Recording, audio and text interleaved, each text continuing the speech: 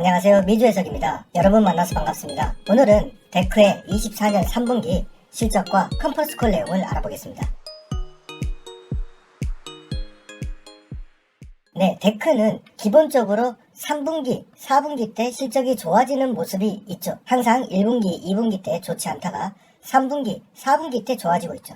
자, 그래서 이번 연도에도 마찬가지로 1분기, 2분기 안 좋은 모습에서 3분기 굉장히 급속도로 올라가는 모습 보여주고 있습니다. 성장률은 여전히 20%를 유지하면서 이렇게 높은 시가총액임에도 불구하고 높은 성장률을 보여주고 있고, 마진 또한 55.9%로 그렇게 낮지가 않죠. 자, 그래서 굉장히 돈을 잘 버는 회사, 그리고 20% 이상 성장하는 좋은 회사라는 것을 증명했습니다. 브랜드별 매출을 보면 이 회사가 왜 3분기, 4분기 때 좋아지느냐? 네, 바로 어그부츠 실적이 3분기 때부터 좋아지기 때문이죠. 3분기 때 지난 연도 611밀리언에서 690밀리언까지 어그 실적이 좋아졌고요. 호카 또한 423밀리언에서 571밀리언까지 좋아지는 모습 보여주고 있습니다. 매출 유형을 보면 DTC가 311밀리언에서 398밀리언 증가했고요. 홀세일도 515에서 914밀리언까지 증가하고 있죠. 데크가 이렇게 성공한 이유는 DTC도 열심히 했지만 바로 이 홀세일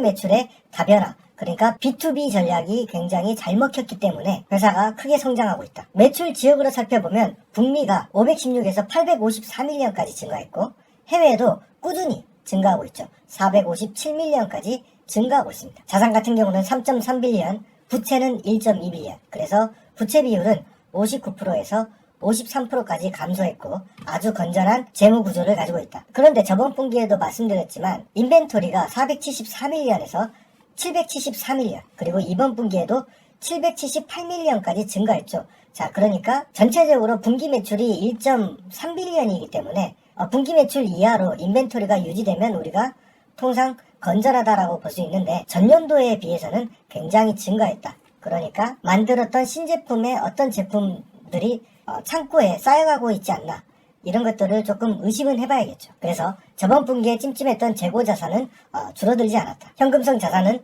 1.4빌리언에서 1.763빌리언까지 크게 증가했습니다. 아직까지도 데크는 자사주 매입을 하고 있지만 아주 큰 규모로 자사주 매입을 하고 있지는 않다. 현금 흐름은 아직 텐큐가 미공개됐기 때문에 아직 알 수는 없는데요. 통상 4분기 때 어떻습니까? 현금 흐름을 당기는 모습, 그러니까 홀세일 매출이 4분기 때 정산하는 그런 모습을 볼 수가 있죠. PSR, PER은 어떻습니까? 3분기, 4분기로 갈수록 낮아지죠. 왜냐면은 3분기, 4분기 때 매출이 큰 폭으로 증가하면서 순이익이 굉장히 많이 나기 때문에, 자, 그래서 상당히 저평가된 구간까지 내려오는 모습 보여주고 있죠.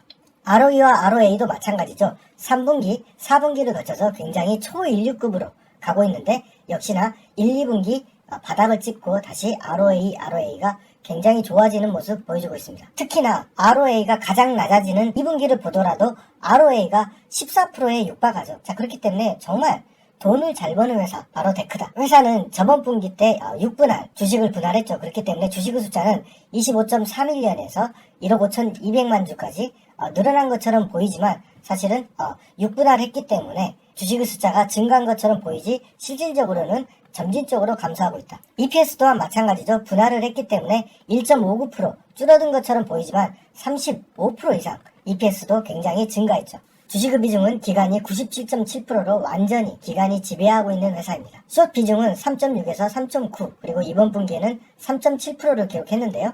숏 비중이 거의 없다고 보시면 되겠죠. 아무래도 20%대 성장하고 있는 회사의 PER이 30 정도로 낮게 나오기 때문에 어떻게 보면 성장률에 비해서는 저평가됐다라고 보기 때문에 숏들이 낄만한 여지가 없다라고 볼 수 있겠죠. 가이던스는 4.2빌리언에서 4.7빌리언까지 증가했고요. 이번 분기에 4.8빌리언, 무려 12% 증가시킨 가이던스를 제시했기 때문에 시장의 반응이 괜찮은 것 같습니다. 컨퍼런스콜 주요 내용을 알아보면요.